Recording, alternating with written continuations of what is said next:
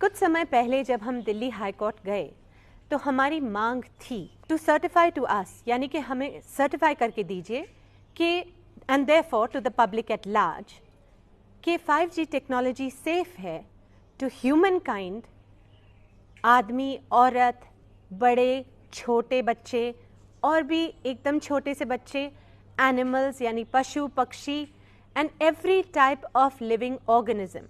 2019 में हमने RTI application में लेटर भेजे थे। RTI यानी राइट टू इंफॉर्मेशन एक्ट, और इसके अंदर भारत का कोई भी नागरिक अपना सवाल भेज सकता है और उसे सीधा और सच्चा जवाब मिलता है।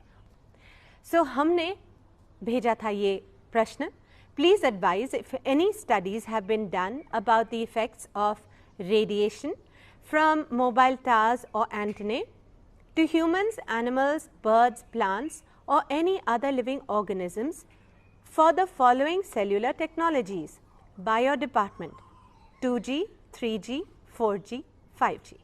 Indian Council of Medical Research is one of the most respected and one of the oldest government institutions for medical research. वहाँ से हमें जवाब मिला कि ICMR is conducting a study on effective radio frequency radiation emitted from phone towers 2G and 3G.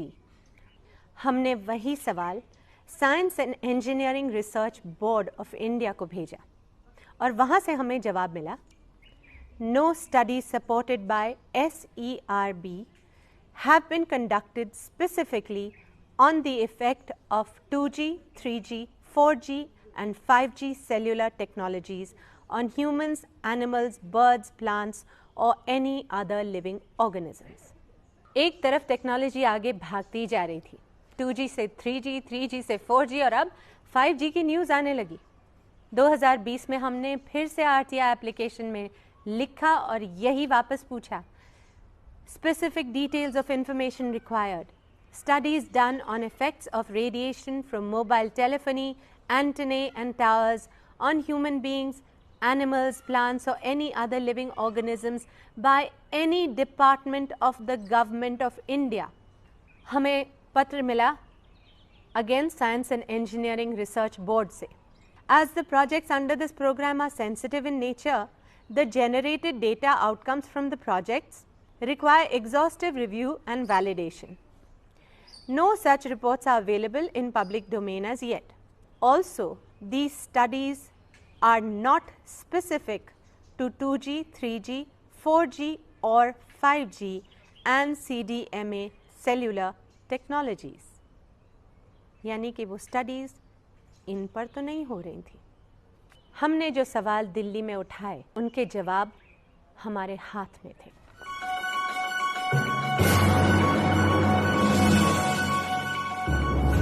ये सब हमने क्यों किया, हम यहाँ कैसे पहुँचे? आइए मेरे साथ, मैं अपनी 11 साल की जर्नी पर आपको लेके चलती हूँ। वैसे तो काफ़ी सारी डिटेल्स हैं मगर मैं उनमें नहीं जाऊँगी। मैं सिर्फ मोटी मोटी बातें करूँगी जो हुई और जो बहुत इम्पोर्टेंट थी। 2010 में मेरे घर के सामने एक दिन हम बालकनी में खड़े हुए थे तो सडनली देखा कि सह्याद्री स्टेट गेस्ट हाउस पे, जो बिल्कुल सड़क के उस पार है हमारे, वहाँ करीब 30 मीटर की दूरी पर कोई 14 एंटेना टावर लग गए थे। उस समय में मुझे नहीं पता था ये क्या है, किसी ने बताया ये मोबाइल टावर एंटेना है। अच्छा, उस समय तहलका मैगज़ीन में फ्रंट पेज स्टोरी थी ऑन दिस वेरी टॉपिक और उसमें लिखा था, Tehlka's first ever survey of cell tower radiation in Delhi sounded alarm bells across India. The findings in Mumbai are even more chilling. और अंदर बहुत बड़े बड़े लोगों ने रेडिएशन के बारे में लिखा हुआ था। अब मैंने सोचा ये सब क्या हो गया, ये चलिए डरने से पहले, कुछ पैनिक करने से पहले अपने घर की थोड़ी जांच करा लेते हैं कि यहाँ पर कोई रेडिएशन एक्चुअली आ रही है या नहीं। उस समय ये बातें कुछ नई नई शुरू हुई थी तो it was not easy to find an agency जो कि आकर ये जांच करे। काफ़ी मुश्किल से हमें हैदराबाद की एक एजेंसी मिली, CTIL। जिस दिन वो आए इत्तेफाक से मैं घर पर थी। तो जब वो अपना पूरा इक्विपमेंट लेके आए थे, कुछ मीटर्स, कुछ प्रॉपर सा, तो फिर वो बालकनीज में गए और कर रहे थे। तो एक समय पे उनका जो ऑपरेटर था वो उसने कहा कि प्लीज़ ज़रा मैडम को बुला दीजिए। तो मैं गई, तो उन्होंने मुझे दिखाया कि ये देखिए, ये हमारा मीटर है और ये इसकी मैक्सिमम लिमिट है और हमारी सुई वहाँ तक पहुँच रही है, अगर और हो सकता तो वो चली जाती ऊपर, मगर ये हमारी रीडिंग मैक्सिमम है। तो आई वाज लाइक अच्छा ठीक है।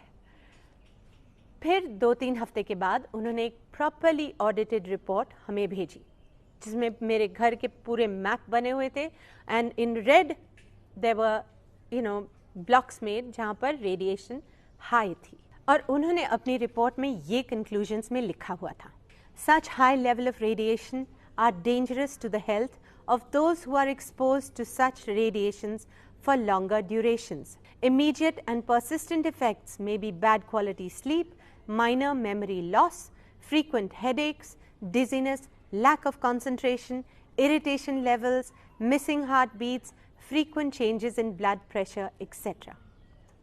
अब ये सब पढ़ के मैं थोड़ा घबरा तो गई। मेरे बच्चे छोटे थे, तो फिर मैं क्या करूं? I started meeting people, यानी कि मलाबा हिल रेजिडेंट्स एसोसिएशन की हेड के साथ। फिर उन्होंने मुझे मिलाया मिलिंद देवरा जी से, हमने पत्र लिखे चीफ मिनिस्टर साहब को। I went to IMC ladies wing, वहाँ पर प्रेजेंटेशन दी, ये सब दिखाया। कहाँ कहाँ नहीं गई, क्या क्या नहीं किया। मैं 1-1.5 साल कोशिश करके मैं थक गई। फिर मैंने सोचा मुझसे कुछ नहीं हो रहा, इसे जाने दो।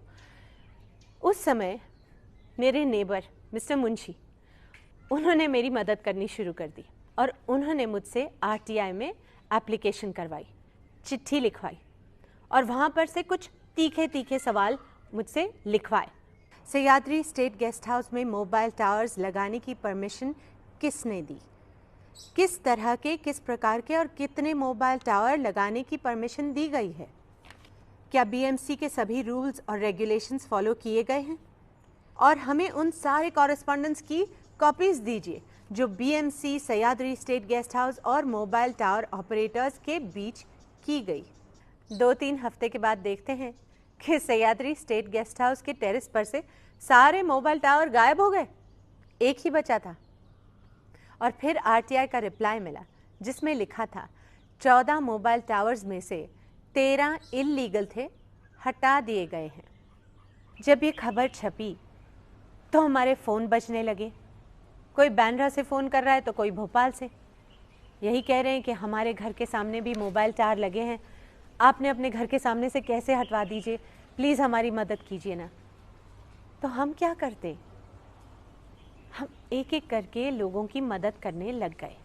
2013 में पार्लियामेंट्री स्टैंडिंग कमेटी ने हमें इनवाइट किया to make a presentation on behalf of citizens.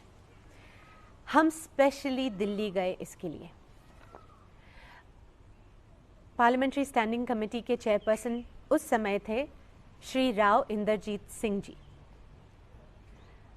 तो पूरा दिन उन्होंने मीटिंग्स की है representatives from ASSOCHAM, AUSPI, department of telecommunications, cellular operators association of India, telecom industry के सारे रिप्रेजेंटेटिव से उनकी पूरे दिन मुलाकात हुई है। शाम को 5 बजे हमारी टर्न आई। 5 बजे हमने प्रेजेंटेशन की उनके सामने and after the presentation almost all the members of the parliamentary standing committee came and congratulated us. 3 महीने के बाद पार्लियामेंट्री स्टैंडिंग कमेटी ने हमें अपनी रिपोर्ट भेजी एंड वो पढ़ने लायक है।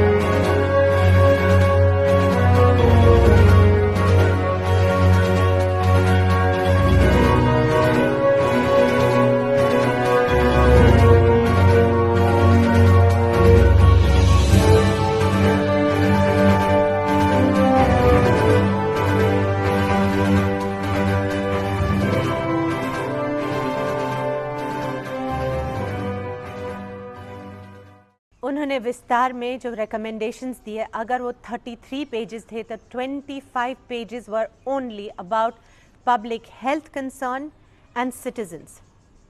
2015 में ICMR इन्होंने अपनी प्रेजेंटेशन दी जिनीवा में World Health Organization and International Agency for Research on Cancer के सामने। डॉक्टर राधेश्याम शर्मा जी उस समय सीनियर डेप्यूटी डायरेक्टर जनरल थे, तो उन्होंने ये प्रेजेंटेशन दी। बहुत ही अच्छी presentation, step by step explanation of EMF radiation. उन्होंने अपनी प्रेजेंटेशन में इतनी सारी Indian studies on the biological effects of EMF radiation इनका वर्णन किया। ये studies Indian researchers and scientists ने खुद इंडिपेंडेंटली की हैं। फिर उन्होंने ये इमेजेस दिखाई मोबाइल फ़ोन टावर्स की, और फिर ये केस स्टडी का वर्णन किया जो कि मुंबई में हुआ था, उषा किरण बिल्डिंग में, जहां 6 या 7 कैंसर केसेस पाए गए, बिल्कुल उन अपार्टमेंट्स में जो कि विजय अपार्टमेंट्स के सामने थे, जहां पर मोबाइल टावर एंटेने लगे हुए थे। और उन्होंने अपनी कंक्लूजन वहां पर ये सुनाई कि वर्ल्ड हेल्थ ऑर्गेनाइजेशन और ICNIRP should accept the fact that RFR emitted from cell phone and cell phone towers has got biological effect, needs to conduct comprehensive multidisciplinary prospective long-term cohort studies in different populations and different countries, but without private funding. 2G से 3G, 3G से अब 4G पे बात पहुंचने लगी थी, मगर on the ground कुछ भी नहीं बदला था। गुलदस्तों की तरह घरों के सामने, स्कूल्स के सामने, हॉस्पिटल्स के सामने मोबाइल टावर लगते ही जा रहे थे। उसी साल हमने PIL फाइल किया बॉम्बे हाई कोर्ट में for regulation on mobile tower installations, और कोर्ट में तारीख पे तारीख, मगर सुनवाई तो नहीं हुई। 1-1.25 साल के बाद एक लेडी जज आई और कहा कि सुप्रीम कोर्ट में ऐसे और केसेस पड़े हैं, उनके साथ इसे जोड़ दीजिए, वहां देखा जाएगा।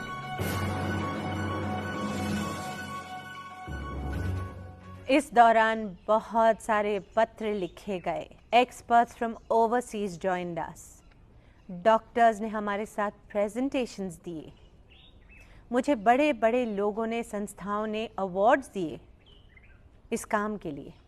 2019 में तंग आकर हमने फिर से RTI में पत्र लिखे और ये सब पूछा।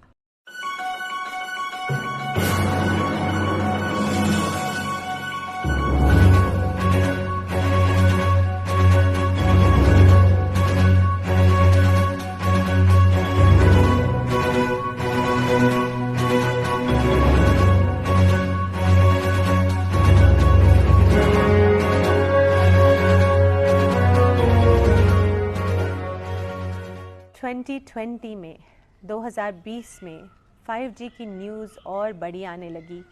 हमने सोचा ये सब कैसे हो रहा है कि टेक्नोलॉजी एक हाथ पर आगे दौड़ी ही जा रही है, बढ़ती ही जा रही है हमारे इर्द गिर्द। और 2G से 3G, 3G से 4G अगर एक एक कदम आगे था, तो 4G से 5G तो एक छलांग है। अगर आपको मेरा यकीन नहीं है तो आपके कोई फ्रेंड्स होंगे इन द टेलीकॉम इंडस्ट्री, उनसे पूछ लीजिए। 5G टेक्नोलॉजी के आने पर रेडिएशन की सारी हदें पार हो जाएंगी। दुनिया का कोई कोना नहीं बचेगा जहां रेडिएशन ना हो। हर company faster, better network service देने की दौड़ में हम सबको रेडिएशन के समुंदर में भिगो देंगी।